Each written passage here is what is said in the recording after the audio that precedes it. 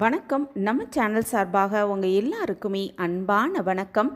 சந்திர கிரகணமும் சூரிய கிரகணமும் எப்போவுமே ரொம்பவே ஆர்வத்தோடு பார்க்கப்படும் ஒரு நிகழ்வு அப்படின்னு சொல்லப்பட்டிருக்கு. அந்த வகையில் இந்த ஆண்டின் கடைசி சந்திர கிரகணம் செப்டம்பர் 18ஆம் தேதி நிகழ இருக்குது.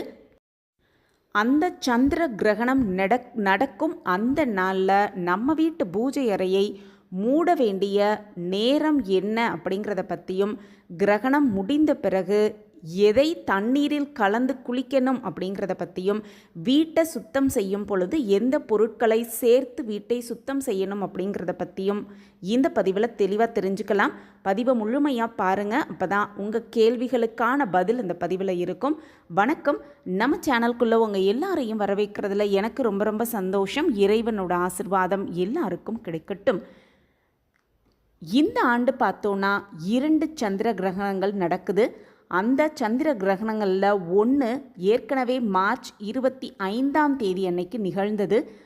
இப்போது 2வது சந்திர கிரகணம் செப்டம்பர் 18, 2024 அன்னைக்கு நிகழ இருக்குது. இந்த வருடத்தின் கடைசி சந்திர கிரகணம் இதுவாக தான் சொல்லப்பட்டிருக்கு. இது ஒரு பகுதி சந்திர கிரகணமாக இருக்கும் அப்படின்னும், இந்த சந்திர கிரகணம் நடக்கும் நேரம் என்ன அப்படின்னு பார்த்தோன்னா, இந்த ஆண்டின் 2வது சந்திர கிரகணம் செப்டம்பர் 18ஆம் தேதி இந்திய நேரப்படி காலை 6:11 மணி முதல் சந்திர கிரகணம் காலை 10:17 மணி வரைக்கும் இருக்குது. மொத்த கால அளவு 4 மணி நேரம் 6 நிமிடங்களாக இந்த சந்திர கிரகணம் நடக்க இருக்குது. இந்த 4 மணி நேரம் பொதுவாகவே எல்லா கோவில்களிலும் நடை சாத்தப்படும் அப்படின்னு சொல்லப்பட்டிருக்கு. அதே போல் நம் வீட்டிலும் இந்த 4 மணி நேரமும் பூஜை அறையை மூடி வைப்பது அப்படிங்கிறது ரொம்பவே சிறந்ததாகவே சொல்லப்பட்டிருக்கு. அதே போல் கிரகணம் முடிந்த பிறகு குளிக்கும் தண்ணீரில் எதை சேர்த்து குளிக்கணும், அதே போல் பொதுவாகவே கிரகணம் முடிஞ்சோன்னே வீட்டை எல்லாம் பெருக்கி சுத்தம் பண்ணி மாப் போடுவாங்க. அந்த நேரத்தில் வீட்டை சுத்தம் செய்வதற்கு எந்த பொருளை பயன்படுத்த வேண்டும் அப்படிங்கிறதே ஒவ்வொன்றா தெரிஞ்சுக்கலாம். சாஸ்திரப்படி பார்த்தோன்னா சூரிய கிரகணமாக இருந்தாலும் சரி, சந்திர கிரகணமாக இருந்தாலும் சரி, கிரகணம் முடிந்த உடனே குளிக்கணும் அப்படின்னு சாஸ்திரத்தில் சொல்லப்பட்டிருக்கு. முன்னோர்களும் அதை தான் கடைப்பிடித்தாங்க. கிரகணத்தின் போது வளிமண்டலத்தில் உள்ள நுண்ணுயிர்களின் எண்ணிக்கை திடீர்னு அதிகரிக்குமா, இது உடல் ஆரோக்கியத்திற்கு கேடு விளைவிக்கும் அப்படிங்கிறதுனால தான் கிரகணம் முடிந்த உடனேயே குளிக்க வேண்டும் அப்படின்னு அறிவியலாளர்களும் சொல்லியிருக்காங்க.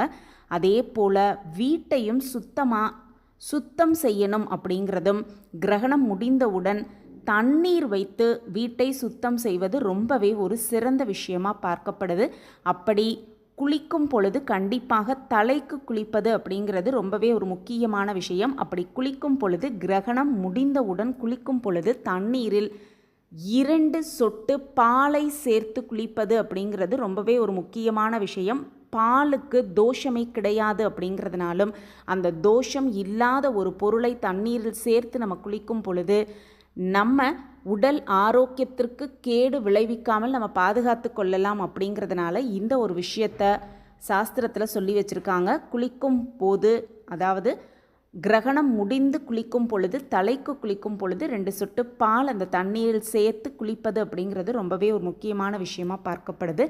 அடுத்த விஷயமாக பார்த்தோன்னா, வீட்டை சுத்தம் செய்யும் பொழுது அந்த வீட்டு சுத்தம் செய்யும் அந்த தண்ணீரில் கொஞ்சமாக மஞ்சள் பொடியும் வேப்பிலையும் சேர்த்து வீட்டை சுத்தம் செய்ய வேண்டும் அப்படின்னும், வீட்டை சுத்தம் செய்ததும் வீடு முழுவதுமே புனித தீர்த்தம் அப்படின்னு சொல்லப்படும். ஏதாவது தீர்த்தம் நம்ம வீட்டில் இருந்ததுன்னா அதை தெளித்து விடுவது, அப்படி இல்லைன்னா கோமியம் தெளிப்பது அப்படிங்கிறது ரொம்பவே ஒரு முக்கியமான விஷயமாக பார்க்கப்படுது. அதே போல் பூஜை அறையில் கிரகணம் முடிந்தவுடன் வீட்டெல்லாம் சுத்தம் செய்து நாமும் குளித்த பிறகு பூஜை அறையில் விளக்கேற்றுவது ரொம்பவே முக்கியம். மத நம்பிக்கைகளின்படியும் கிரகணத்தின் போது வீட்டு பூஜை அறையை மூடி வைக்கணும் அப்படின்னு சொல்லப்பட்டிருக்கிறதுனால, கிரகணம் முடிந்தவுடன் பூஜை அறையை திறந்து சுத்தம் செய்து விளக்கேற்றி வழிபாடு செய்வது ரொம்பவே ஒரு முக்கியமான விஷயமாக பார்க்கப்படுது. அதே போல் கிரகணம் ஒரு அசுபமான காலமாக கருதப்படுவதால் அதன் பிறகு சில வேலைகளை செய்வது ரொம்பவே நல்லது. அதில் முக்கியமான வேலை என்னன்னா தானம் செய்வது. தானியங்களோ அல்லது உடைகளோ இந்த மாதிரி விஷயங்களை தேவைப்படுபவர்களுக்கு தானம் கொடுப்பது ரொம்பவே ஒரு முக்கியமான விஷயமா பார்க்கப்படுது. அதிலும் குறிப்பாக கிரகணத்தால் ஏற்படும் அந்த பேரிடரிலிருந்து நம்ம தவித்து கொள்வதற்கு விலங்குகள், குறிப்பாக பசு மாட்டிற்கும் பறவைகளுக்கும் உணவளிப்பது ரொம்பவே நல்லது. இந்த மாதிரி விஷயங்களை சந்திர கிரகணத்தின் போது செய்து அதிலிருந்து வரும் தாக்கத்திலிருந்து நம்ம விடுபட்டு நிம்மதியாகவும் எந்தவித கஷ்டமும் இல்லாமல் சௌக்கியமாகவும் வாழலாம். இந்த பதிவு உங்களுக்கு பயனுள்ள பதிவாக இருக்கும் அப்படின்னு நான் நம்புகிறேன். நம்ம சேனலில் நீங்கள் ரொம்ப ஆதரவு கொடுத்துக்கிட்டு வரீங்க, எனக்கு ரொம்ப சந்தோஷம். இந்த பதிவு உங்களுக்கு பிடிச்சிருந்ததுன்னா லைக் பண்ணுங்கள், ஷேர் பண்ணுங்கள், அப்படியே ஒரு கமெண்ட்டையும் போட்டுருங்க. உங்கள் கமெண்ட் தான் எங்களுக்கு மிகப்பெரிய ஒரு ஊக்கமாகவே இருக்கும். மீண்டும் ஒரு புதிய பதிவில் பார்க்கலாம். அதுவரை நன்றி, வணக்கம்.